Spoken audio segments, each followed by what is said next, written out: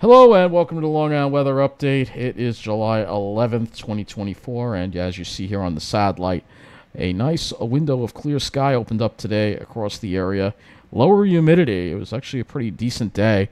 It's the only decent day we're going to have, which was fairly comfortable, even though it's still warm out. You can see Beryl's remnants there swirling up there as well, and you can also see moisture from the south that will eventually start working its way back into our area. But you can see we're in a nice little column of dry air today, and the dew points are fairly comfortable, and it was a nice day actually. Made it to the Pine Barrens today at Bohemia County Park, and it was very beautiful. Nice blue skies this afternoon. Really turned out to be a very nice afternoon. I have a little short video of that hike.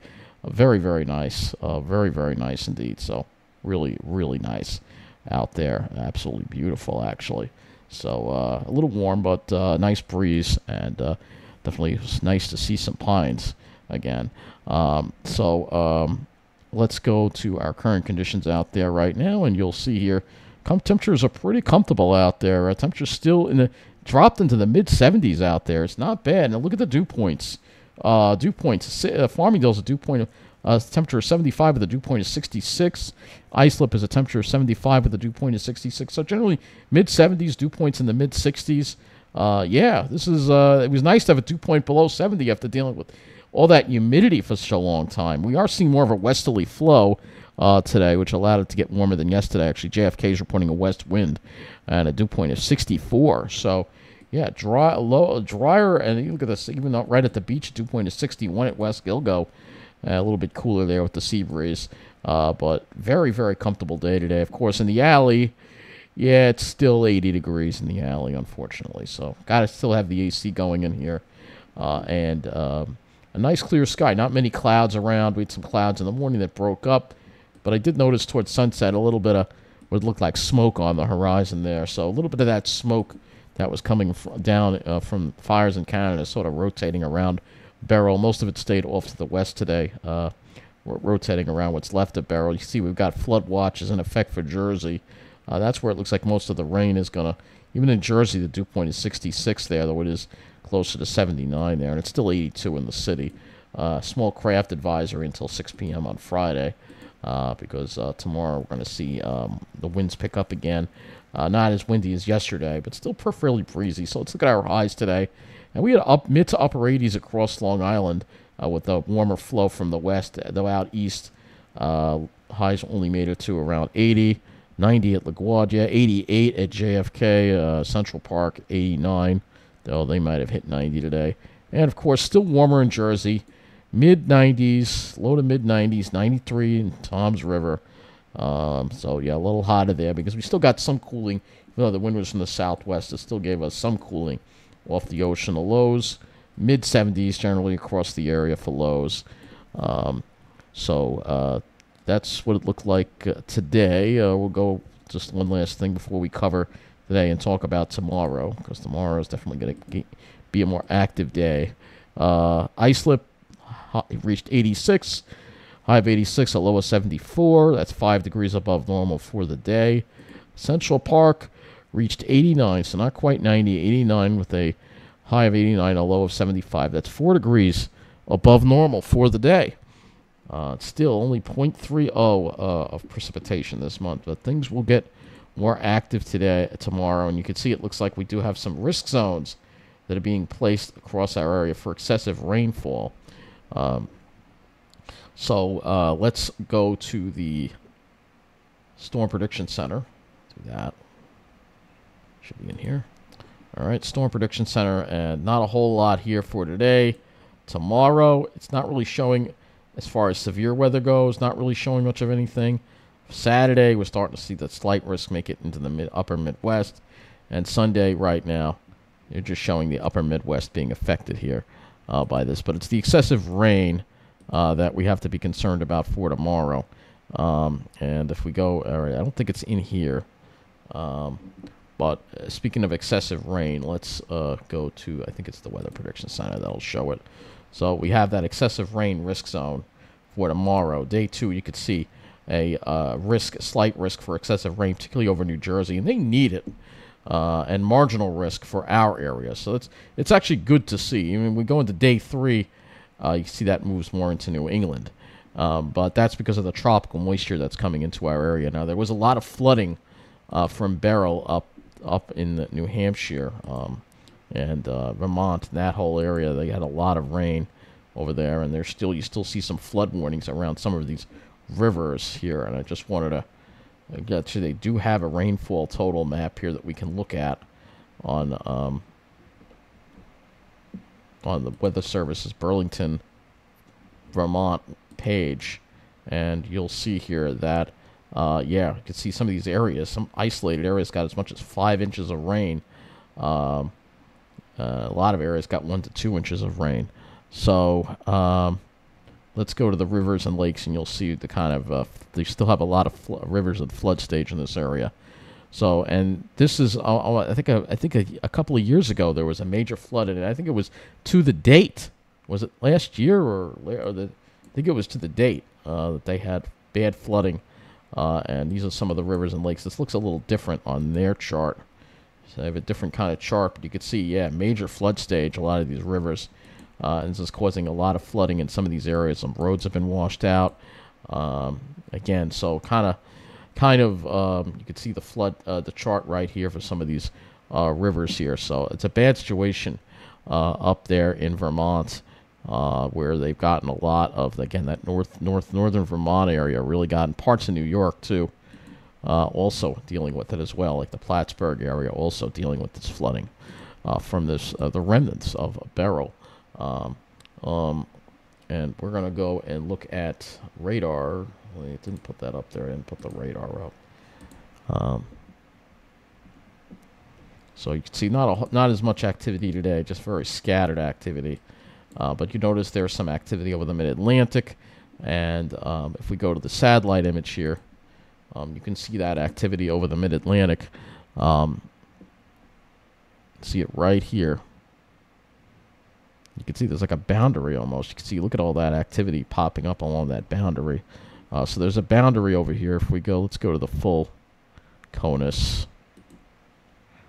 So just let me make this a little bit of a longer loop here.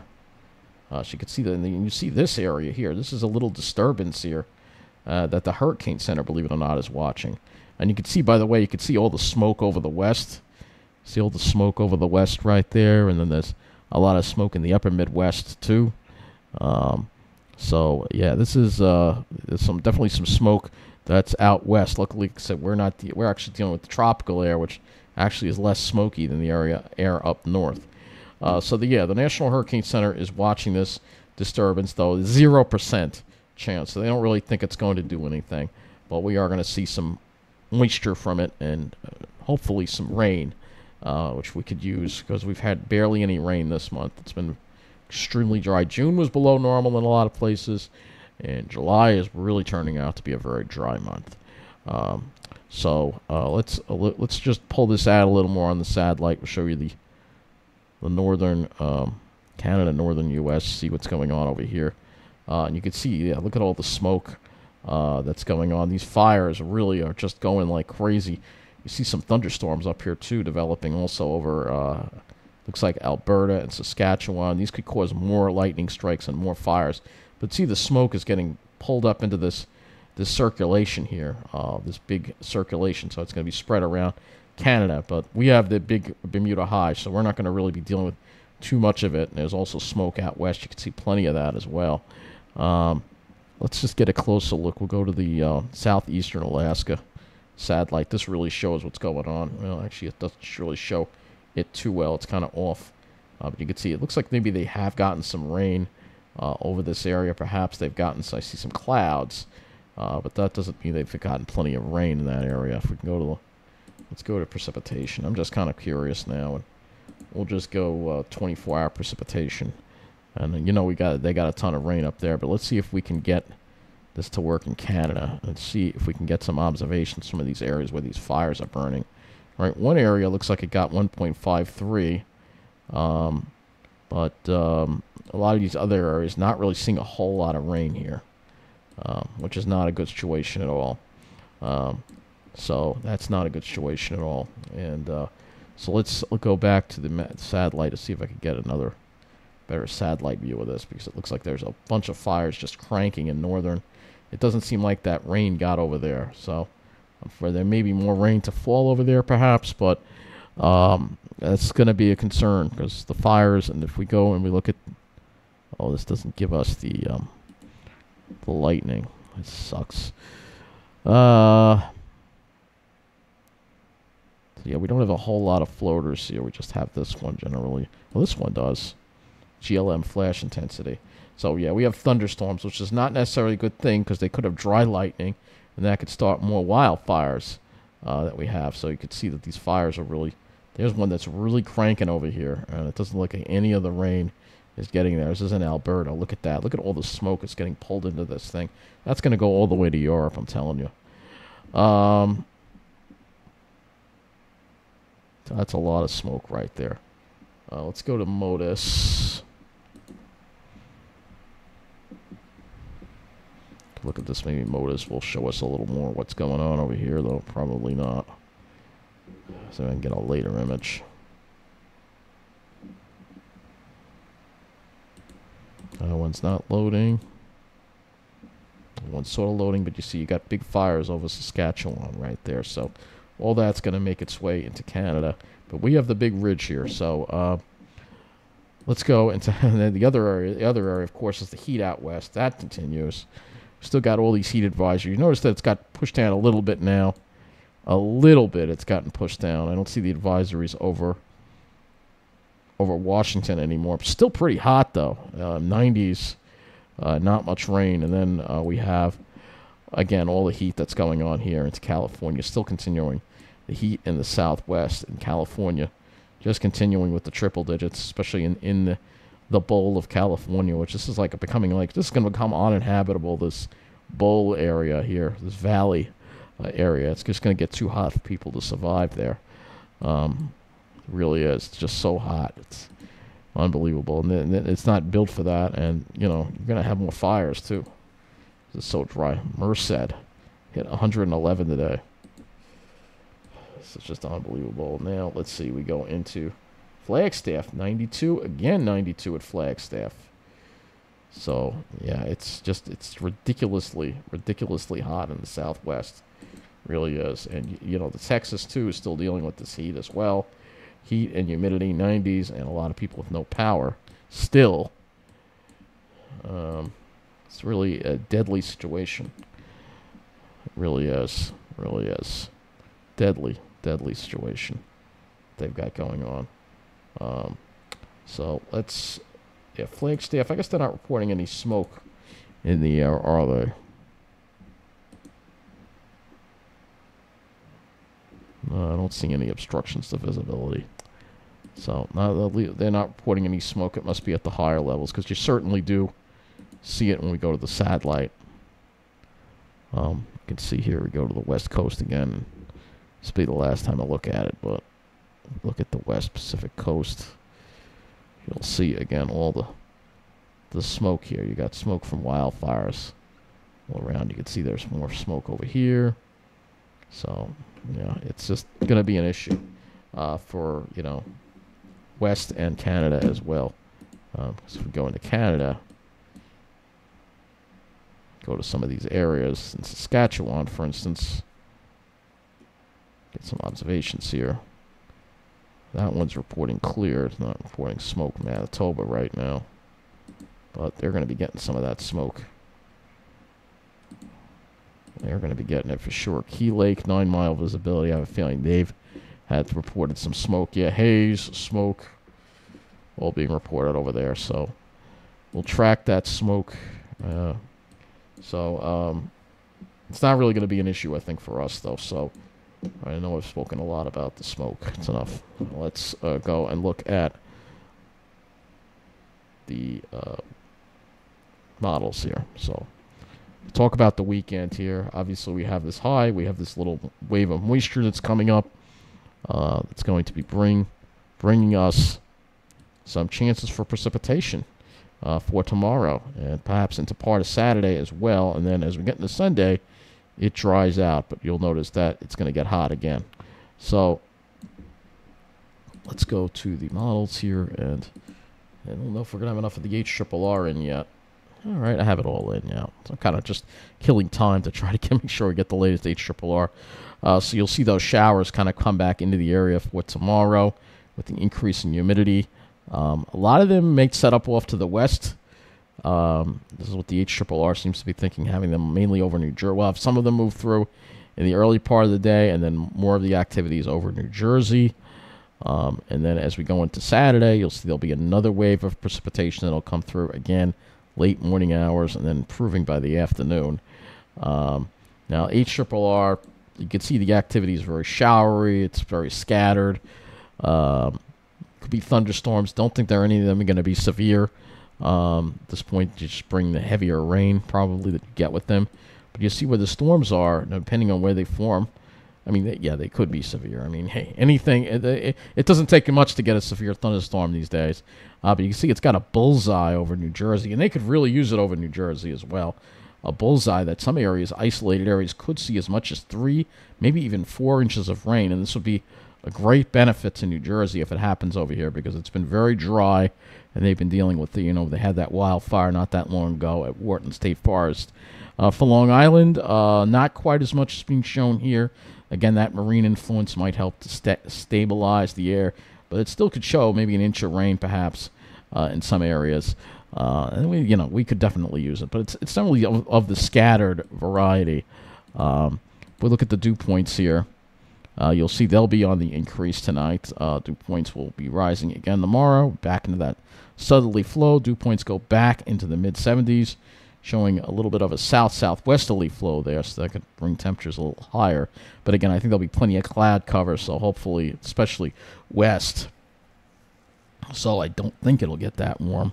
And then as we get into Saturday, again, we're sticking with that southerly flow. Dew points, again, well into the 70s. You see there is drier air off to the west.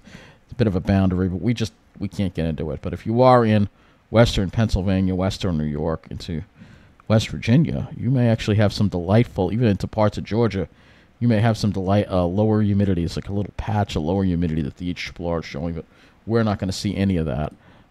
Temperatures, we've got temperatures generally up into they're not going to really drop that much tonight. Maybe we might see some lows in the 60s.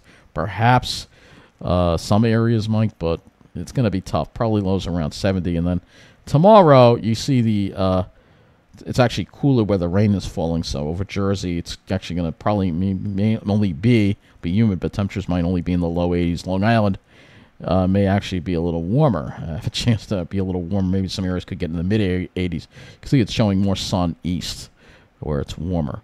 Obviously, not dropping a whole lot Friday night, and then Saturday, it's showing relatively cool temperatures again. So for Saturday, it's showing, because of those showers, bring some cloud cover, and that would tend to keep the temperatures down on Saturday. Let's look at some more models. Let's go to the NAM next. Obviously, I'm not going to have the enough of the 0Z NAM to use. We'll have to use the 18Z NAM. So here's tomorrow, and you'll see, again, those showers kind of in the morning, and then a few over New Jersey. NAM's not quite as active as the HRRR, however, with the rain. Not really showing a whole lot here.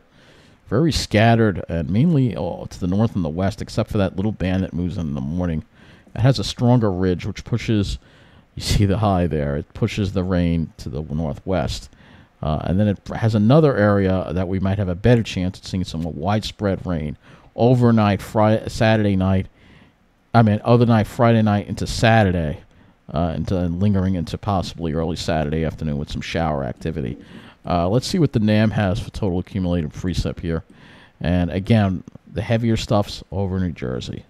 And again, some areas could see, it's hard to say where it's going to be, but generally I think the further west you are, especially New Jersey, you have more of a chance of seeing some of that heavier rain amounts. And they're the ones who really need it. And for us, it's going to be more like a ½ inch to an inch of rain, depending on where these showers and thunderstorms go. So let's go and look at... I think that'll be it for the models, I think, as far as precipitation goes. We can look at the GFS as well, which we all know has a lower resolution, just to get an idea of the trends. And you can see the trend also. Heavier rain off to the west, less over Long Island. So let's go to the HRRR, and we'll go ahead and I'll just go look at some soundings here. We'll do that for tomorrow. So tomorrow afternoon. Yeah, let's do 3 o'clock in the afternoon. A sounding force for and you can see it actually shows you some lower clouds, but it actually does show a little gap here, which would indicate that there could be sunshine, especially in Suffolk County in the afternoon. Further west, you're not going to see it. Nassau County might even have a shower at this time, but the HRRR is closer with the shower activity versus, and then Saturday, we're going to see, I think, more of a widespread, especially at least in the first half of the day. The NAM. Let's do a sounding with the NAM here, just to compare them. But I think we're going to see the same kind of deal here. Yeah, these aren't. It's touching right at the maybe a little fog, maybe, or low stratus, but it's really the deeper moisture is over New Jersey. That seems to be the trend in the models. They seem to be showing that. So more of the rain tomorrow is going to be west of the city. Over Long Island, we may get a little bit of it, but as far as it being a rainy day, it is not. All right, you're going to be just, just pay attention to the radar. It might be a pop-up. You have a much better chance west of the city to see more of that shower and thunderstorm activity. Right now, that's what we're looking at right now. So I guess lastly, we'll do the skies on the RGEM. RGEM's probably still showing that trend as well. Yep. Though it does have a nice... RGEM is going nuts here. This is the RGEM just being the RGEM. I mean, I don't think we're going to see that kind of heavy rain over at that hour. I guess I could look at the HDRPS. But here's the skies, and you see RGEM showing a good deal of clouds again, but there could be some thinner clouds out in Suffolk County. Now, every model's different now. I'm going to show you the HRRR and the Ventu sky. For Saturday, you'll see starting off with clouds, and then it kind of pushes off to the east by evening. And then Sunday, much less in the way of clouds. So maybe just some scattered high clouds, and you can look at the temperatures on here as well. It could be much hotter on Sunday as well. This is the RGEM, which I don't usually use for temperatures. We can use the GFS just to show you what Sunday is going to be like. And it's going to be hot. Here's a GFS you can see, and it's showing 90s even on the Long Island because we're going to have more of a westerly wind. And that is going to make Sunday brutal. But it does look like it brings the dew points down just a little bit. But it's going to be hot. Sunday is going to be very, very hot. With that west wind, it's going to be very, very hot. So let's... Almost there, folks. Almost there. Let's go to the Ventu sky here, because I may not have a weather update for you tomorrow night or Saturday night, because there's some fireworks shows I might go to. I'm not sure. I mean, if I do, it'll be very brief, and it won't be as detailed as this will be. So let's look at a few things for tomorrow. Let's go and look at the sky cover. Obviously, clouds. Because you see that it shows less clouds over Long Island. In fact, especially toward the afternoon. So, Suffolk County. All right, you have more clouds over Nassau because it's closer to the storm activity. Thunderstorms, Cape levels. There actually is some Cape levels. Mainly, I don't think Long Island's going to see it, but New Jersey. Can't rule out a possible severe thunderstorm over there. Though I think the main threat is going to be heavy rain at this point. You see this is Saturday also, the Cape levels showing inland being hotter. But you see tomorrow, it won't be too hot on Long Island tomorrow or Friday. It's just going to definitely feel in the humidity more. But Sunday, yeah, we're not going to have much wind. We're back into that kind of deal again. And Sunday, we're back dealing with really just brutal conditions again. So that's when we'll probably see heat advisories. So I think that's going to, one last thing I'm going to go to is the smoke model. Yeah, because I may not have a I may not have a weather update tomorrow. Just if you don't hear one, that means I went to a fireworks show. I'm not sure. The weather right now is looking okay for it. Again, we can go back to the models and look at that again. But let's go to the vertically integrated smoke on the RAP. Yeah, because there are a couple of fireworks shows going on. Well, So this is the RAP. You can see all that smoke up in Canada there. There's a lot of smoke. Also some in Siberia as well. It looks like it stays away from us. But we may start having to deal with it a little bit on Sunday. You can see there's a lot out west too. So, yeah, we could have to deal with a lot of haze. That's why I said get out there and enjoy the blue skies today, because it's probably going to start getting a little more hazy with some of this smoke gets in, along with the more stagnant conditions returning. Bringing worse air quality. And also, let's just go to the near surface smoke as well. Let's do that. This takes time, I know. This is the near surface smoke, and you can see mostly that stays in Canada. Yeah, mostly. A little bit of it gets into the Great Lakes a little bit. So you can see those fires don't look like they're going to be getting under control, yeah, anytime soon.